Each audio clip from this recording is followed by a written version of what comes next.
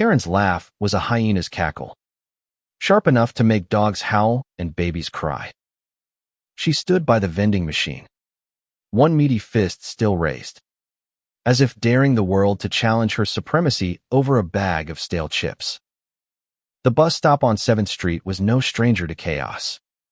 But today, Karen had turned it into her personal coliseum. The vending machine, a battered relic of the city's public transit system, lay in ruins, glass shards glinting like fallen stars, plastic snack bags spilling onto the pavement. Karen's crime wasn't just vandalism. It was a declaration of war against everyone waiting for the 3:15 bus. The trouble started 20 minutes earlier, when the machine ate her dollar. Not a big deal for most. But for Karen, it was a personal affront. She'd waddled up to the stop, her oversized purse swinging like a wrecking ball, already muttering about the incompetent city workers and filthy public spaces. The elderly man, Mr. Thompson, sat quietly on the bench, clutching his cane, while Lila, a teenage girl with earbuds dangling, scrolled on her phone. The bus driver, Jamal, leaned against his idling bus, counting down the minutes to his break. Nobody paid Karen much attention until she started screaming.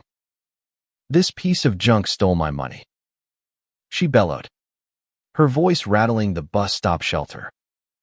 She jabbed a manicured nail at the vending machine's faded buttons, as if they'd personally insulted her. "I paid for my chips, and I'm getting my chips." Mr. Thompson glanced up, his weathered face creasing with unease. Lila pulled out an earbud, her eyes narrowing. Jamal sighed, sensing trouble brewing. Karen didn't just want her dollar back. She wanted the world to bend to her will. She started pounding the machine with her purse, each thud echoing like a war drum. The onlookers froze, unsure whether to intervene or flee. "Ma'am, maybe call the number on the machine," Jamal suggested, his tone calm but firm. Karen whipped around, her face red as a stoplight. "Don't you ma'am me. Driver, do your job and fix this." Jamal raised an eyebrow, unfazed, but stayed put. He'd dealt with Karens before. The situation escalated faster than a wildfire in a dry forest. Karen, now in full tantrum mode, grabbed a nearby trash can lid and swung it at the vending machine's glass front. The first hit cracked the pane. The second shattered it. Snacks and coins spilled out like a cheap piñata, and Karen crowed in triumph, snatching a bag of chips as if she'd conquered Everest. "That's what you get for messing with me," she crowed, oblivious to the gasps around her. Lila, emboldened by teenage defiance, stepped forward. "You can't just break stuff because you're mad," she snapped, her phone now recording. Karen's eyes bulged. "Mind your business, little girl, or I'll have your parents sued for raising a brat." Mr. Thompson, trembling but resolute, tapped his cane. "Young lady, you've caused enough trouble. Stop this nonsense." Karen scoffed, tossing her hair. "Old man, go back to your nursing home." Jamal had seen enough. He radioed for security, his voice steady but laced with irritation. "We've got a situation at 7th Street. Vandalism. Public disturbance." Karen, undeterred, kept ranting, blaming the city, the machine, and everyone within earshot for her woes. The crowd grew. Passers-by stopped, phones out, capturing the spectacle. Karen didn't care. She thrived on the attention, oblivious to the consequences piling up like storm clouds. By the time security arrived, Karen was holding court, lecturing the crowd about her rights as a taxpayer. The officers, A no-nonsense pair named Rodriguez and Chun weren't impressed.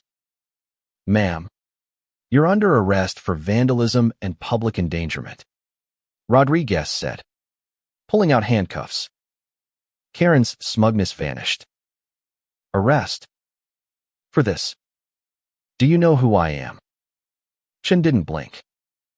"We know exactly who you are. Step away from the machine."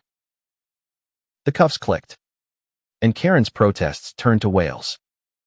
The crowd murmured, some cheering quietly, others shaking their heads. Lila uploaded her video to X, captioning it, "Karen versus Vending Machine, Epic Fail." Within hours, it had thousands of views. With comments piling up, she thought she owned the place. And justice served. Mr. Thompson, still on the bench, muttered, "Some people never learn." The fallout was swift and brutal. The city filed charges for vandalism and public damages, estimating the cost of the wrecked machine and cleanup at $3,000. Karen, still indignant, hired a lawyer who looked like he'd rather be anywhere else. In court, her defense was a masterclass in delusion. She claimed the machine provoked her, that her emotional distress justified her actions. The judge, a stern woman with zero patience for nonsense, wasn't having it. "Ms. Karen," she said, "your behavior endangered others and disrespected public property. You're not the victim here." The evidence was damning. Lila's video, now viral, showed every swing of the trash can lid. Witnesses, including Jamal and Mr. Thompson, testified about Karen's belligerence. Even her own social media didn't help. Posts bragging about teaching that machine a lesson were presented as exhibits. The courtroom buzzed with stifled laughter as Karen's lawyer tried to spin her actions as a moment of passion. The judge's gavel silenced the room. "Guilty," she declared. Karen was fined $5,000, ordered to pay restitution, and sentenced to 100 hours of community service cleaning bus stops. No less. But the real punishment was social. Karen's face was plastered across local news, dubbed vending machine vandal by gleeful reporters. Her neighbors, once tolerant of her rants, now avoided her. Her book club kicked her out after she tried to justify her actions. Even her barista, who'd endured her daily complaints about weak coffee, started forgetting her orders. Karen's world shrank, her arrogance replaced by a bitter realization she'd made herself a pariah. Lila, meanwhile, became a minor hero. Her video sparked discussions about public behavior and accountability. She donated the ad revenue from her viral post to a local charity fixing public amenities, earning her a commendation from the mayor. Jamal got a raise after his calm handling of the situation was praised by his supervisor. Mr. Thompson, ever the quiet observer, wrote a letter to the editor, published in the local paper. "Let this be a lesson: respect is earned, not demanded." Karen's community service was a spectacle in itself. Dressed in an orange vest, she swept cigarette butts and gum wrappers from bus stops, her face a mask of resentment. Passers-by whispered, some snapping photos. One day, a kid tossed a soda can at her feet, giggling. "Fix that, Karen."